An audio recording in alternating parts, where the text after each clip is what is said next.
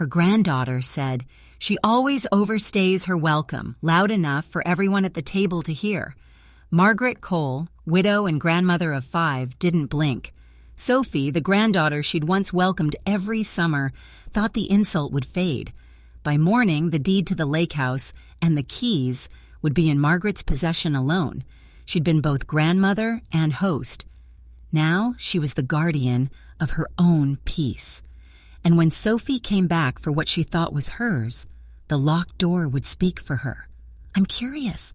Where in the world are you joining us from? Drop your city or country in the comments and make sure you're subscribed for all the latest updates." The invitation arrived, and the words, "Dress modestly," felt like a slap in the face. The envelope lay on the doormat like an afterthought, pale against the dark wood. Annabelle noticed it as she came in from pruning the rose bushes, her gloves still damp with soil. Her name, written in a looping calligraphy she didn't recognize, felt almost performative. Daniel's fiancé's touch, she guessed. She peeled it open at the kitchen counter, the kettle hissing behind her. The heavy cardstock smelled faintly of perfume. Her eyes skimmed past the gilt lettering announcing the union of Daniel James Parker and Marissa Claire Whitmore until they caught on a small italic line near the bottom. "Guests are kindly requested to dress modestly for the occasion." The words tightened something in her chest. Not formal attire, not cocktail wear. Dress modestly. This wasn't etiquette. It was instruction. Annabelle set the card down as if it might stain her fingers. She leaned on the counter, letting the steam from the kettle fog her glasses. In all her 68 years, no one had dared tell her how to present herself. Not her parents, not Robert, her late husband, and now her own son's wedding invitation presumed to dictate it? Her mind flickered through decades. Daniel at 8, chocolate ice cream smeared across his cheeks. Daniel at 17, sulking after failing his driving test. Daniel at 25, Marissa's first Thanksgiving at the house, her hand clamped over Daniel's as if to mark territory.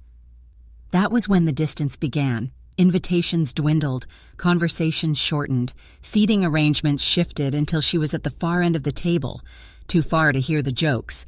She could never decide if Marissa disliked her for speaking her mind or for knowing Daniel's life before Marissa existed in it. She carried her tea to the sunroom, where the winter light pooled pale and thin across the carpet. The invitation sat heavy in her lap as she tried to imagine the intent behind that italicized request. Did they think she would embarrass them? Or was it an attempt to erase her, to make her blend into the wallpaper? The thought sparked a slow, steady heat inside her. She had hosted dinners for 30 without breaking a sweat, managed a household and a business alongside Robert. She'd never learned to shrink herself for someone else's comfort, and she wasn't about to start now. Her gaze drifted to the bookshelf, to the small wooden box on the top shelf. She hadn't opened it in years. Rising, she slid it forward, dust stirring in the air. It was heavier than she remembered.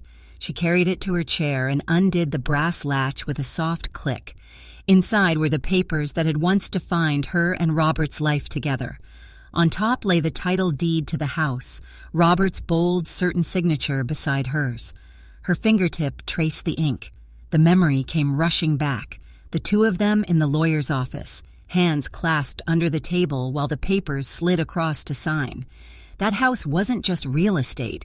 It was their stake in the world, their proof of severance. Annabelle's eyes shifted to the wedding invitation on the side table.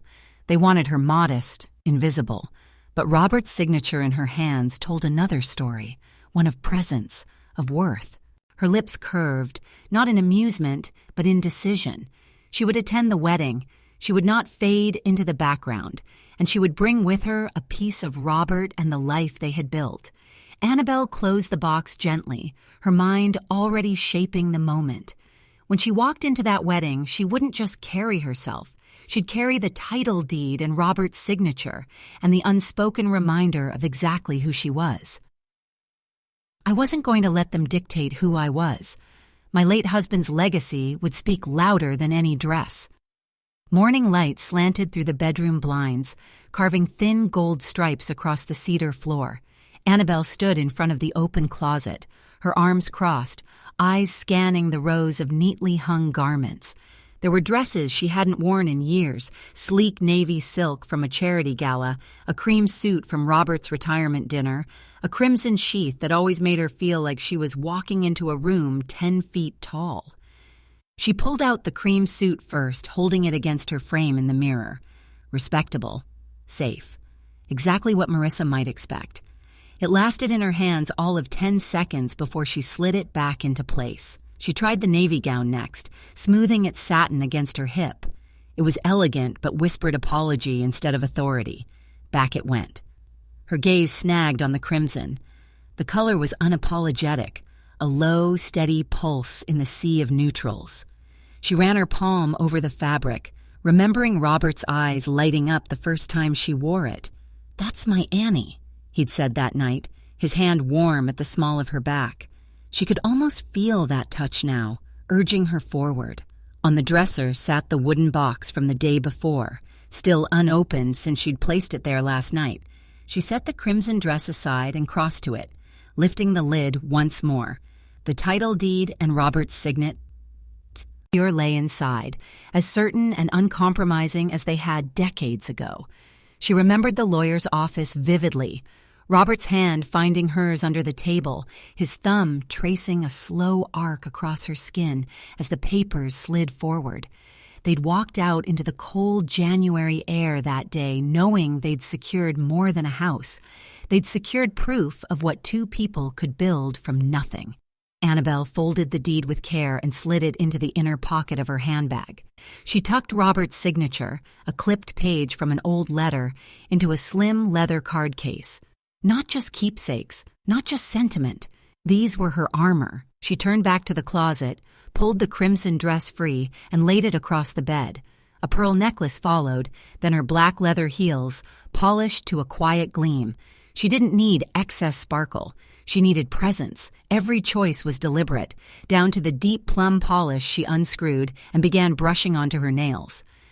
As the polish dried, her eyes drifted to the framed photograph on her nightstand, her and Robert on the porch of the house, a bottle of champagne between them, the sold sign leaning at a crooked angle in the yard. She'd been younger then, but the smile she wore in that photo, that mixture of triumph and ownership, was the same one she felt tugging at her mouth now. By the time the sun began to dip, she was ready, dress steamed, bag packed, the weight of the deed and signature like a quiet heartbeat against her side. But there was one more thing to do. She picked up the phone and dialed Lucy's number from memory. Her friend answered on the second ring, voice warm with surprise. "Annie, what's got you calling this late?"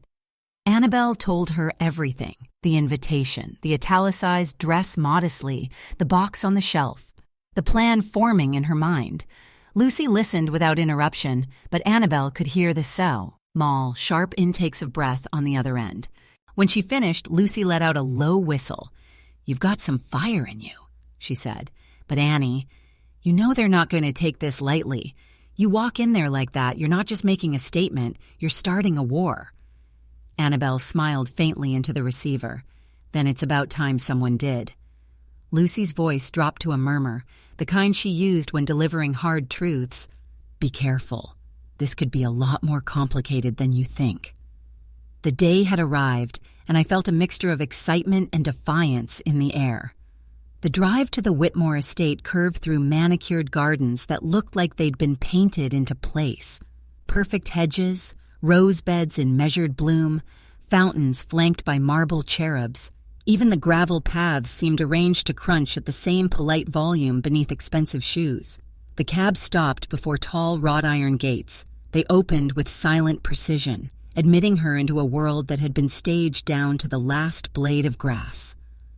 The house loomed ahead, all pale stone and gleaming windows, the kind of architecture meant to impress from the first glance.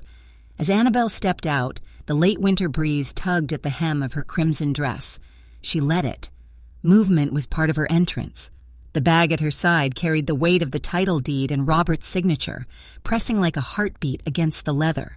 Inside, the air smelled faintly of lilies and polished silver, A reception hall opened before her, swathed in white drapery and candlelight. Towering arrangements of orchids and roses anchored tables set with gold-rimmed china.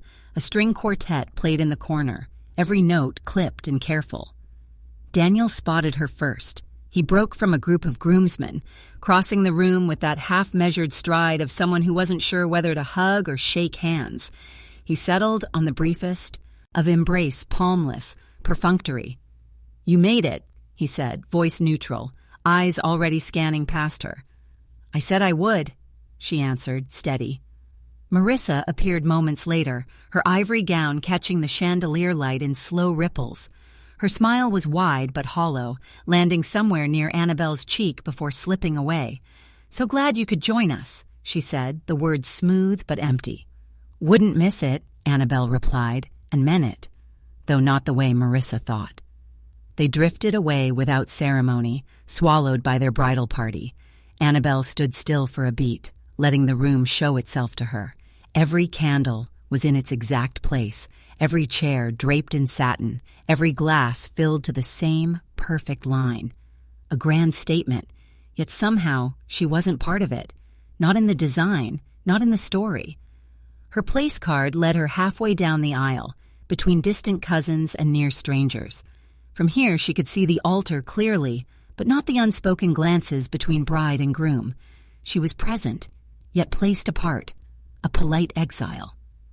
She sat, smoothing the skirt of her dress, feeling the slip of leather beneath her palm. The papers were there. The ink was there. Robert's hand on the deed, his legacy, her claim, was there. A bell chimed softly, and the quartet shifted into the slow, anticipatory melody that called people to stillness. Guests lowered themselves into chairs. The air shifted with the hum of expectation. Annabelle let her breath settle. She had been to enough weddings to know this moment, when the world narrows to a single aisle and every pair of eyes moves as one. The first bridesmaid appeared, her steps perfectly timed to the music. Murmurs faded to nothing. Somewhere behind the arch of white roses, Daniel waited. Marissa would join him in moments. Vows would be exchanged, rings slipped on, futures decided. Annabelle's fingers curled around the edge of her bag. She could feel the crisp outline of the title deed, the faint indentation of Robert's signature through the paper. The wedding ceremony began, and I wondered if I could stand by and watch as my legacy was swept aside once again. I walked into that room with one purpose in mind, to remind them who I really am. From her seat halfway down the aisle, Annabelle had the perfect view of everything and of nothing that belonged to her. Rows of guests leaned forward in unison, their eyes fixed on Marissa as she glided toward Daniel, the lace of her veil catching in the soft candlelight. Every movement seemed choreographed for admiration. Annabelle might as well have been part of the decor, another ornament in the carefully arranged tableau. Even the string quartet's lilting cadence seemed to swell in Marissa's favor. She didn't fidget. She didn't blink more than necessary. She let the stillness settle over her like a second skin, watching the exchange unfold with a gaze that was steady, but narrowing. The officiant's voice droned in its ceremonial rhythm, the words almost blurring together until one phrase pierced through. "I now pronounce you." Something in her chest tightened. Not grief, not jealousy, something older, a refusal to vanish. Her fingers found the smooth leather of her bag and the crisp fold of paper inside. Annabelle rose. The scrape of her chair legs broke the symmetry of the moment. Heads turned, some with curiosity, some with faint annoyance. She stepped into the aisle, her heels clicking against the polished floor, each step deliberate. Conversations, or the murmurs pretending not to be conversations, fluttered in her wake. By the time she reached the front, Daniel's smile had faltered into a puzzled half-expression. Marissa's hand gripped his arm just slightly tighter. The officiant paused, brows knitting as if a page of the script had gone missing. Annabelle stopped beside them, close enough to see the fine tremor in Marissa's diamond earring. From her bag, he withdrew the folded title deed. The heavy cardstock had been handled and rehandled over the decades, but Robert's signature remained bold, certain. unyielding. She placed it on the linen-covered table beside the officiant's book, the sound of paper on cloth louder than it should have been in that hushed room. Then came the second item, a small card case, from which she drew the clipped page bearing Robert's name in his familiar, confident hand. She set it directly atop the deed. A ripple went through the crowd, a soft, collective intake of breath. "This," she said, her voice even but carrying, "is not just my inheritance. This is my family's legacy." Silence deepened, the kind that pulls the oxygen from the room. Somewhere near the back, a champagne flute clinked faintly against its neighbor, and then even that sound seemed to retreat. What no one in the room yet knew, except Annabelle, was that the deed and Robert's signature weren't mere symbols. They were the original binding documents granting her sole control over the family estate, untouched by the later revisions Daniel and Marissa had relied on. In legal terms, it meant everything. Daniel's jaw tightened. Marissa's eyes darted from the papers to the guests, then to Daniel, calculating whether to reach for them, to deny them, or to pretend they weren't there at all. Annabelle didn't flinch. She let the moment expand, the truth of her presence taking up more space than any instruction on a wedding invitation ever could. The officiant's hands hovered uncertainly above his book. He glanced toward Daniel for direction, but Daniel gave none. Somewhere in the front row, a relative whispered, "Is that?" And the rest of the sentence was swallowed by the weight in the air. Annabelle took a single step back, but kept her chin lifted, as though she'd just placed the final piece in a long-planned arrangement. He did not explain further. She didn't need to. Around her, the room seemed to exist in two currents, the rigid formality of a ceremony still technically in motion, and the chaotic undercurrent of... Daniel's face turned pale, and Marissa looked nervously toward the guests. Annabelle could feel the tension in the air. The room went silent, and for a moment I felt like I had won, but I knew the real battle was just beginning. The officiant didn't speak. The string quartet faltered, a violin note hanging awkwardly in the air before it died. The silence pressed against the walls, the kind that isn't really silent, tiny fragments of sound bleeding through, a cough, the creak of someone shifting in their seat, the faint rustle of silk. Daniel's eyes locked on her, hard and cold, his lips barely moving. "What the hell are you doing?" he hissed, each word clipped like he was cutting wire. Annabelle didn't answer. She let the weight of the papers on the table speak for her, the sharp black of Robert's signature standing against the white. The officiant glanced between them, unsure whether to resume or abandon ship. But Daniel gave a tiny shake of his head, and the man stepped back. Marissa's expression, tight and carefully composed a moment earlier, slipped just enough for Annabelle to catch the edge of fury. Her mouth pressed into a thin line, eyes narrowing with the precision of someone deciding whether to lash out now or later. Annabelle turned without a word and walked back to her seat. Each step was unhurried. She didn't lower her gaze, didn't apologize with her body language. She sat, crossing one leg over the other, the crimson fabric pooling elegantly. For the smallest heartbeat, she felt it. The sweet, rare sense of having shifted the ground beneath someone else's feet. She had reminded them she could not be erased, but beneath that satisfaction was the sharper knowledge. They would not let this go. Across the aisle, a few guests exchanged glances. Others avoided her eyes entirely, staring instead at the flowers, the ceiling, the floor, anywhere but at the woman who had just rewritten the energy in the room. From the edge of the second row, Marissa glanced back at her over her shoulder. No words passed, but the look was its own declaration. "You've crossed a line." Then came Ethan. He stood from his place near the back, tall, silver-haired, the kind of relative who showed up for weddings and funerals and little else, and crossed to her row. He bent slightly, his voice pitched low enough not to carry. "Annabelle," he said, "what was that about?" She let the question hang between them, considering. Finally she spoke, steady, unshaken. "That," she said, "was the truth. And the truth has its place, even here." He studied her, eyes sharp, as though trying to decide whether she was bluffing. "You may have just lit a fuse you can't put out," he murmured.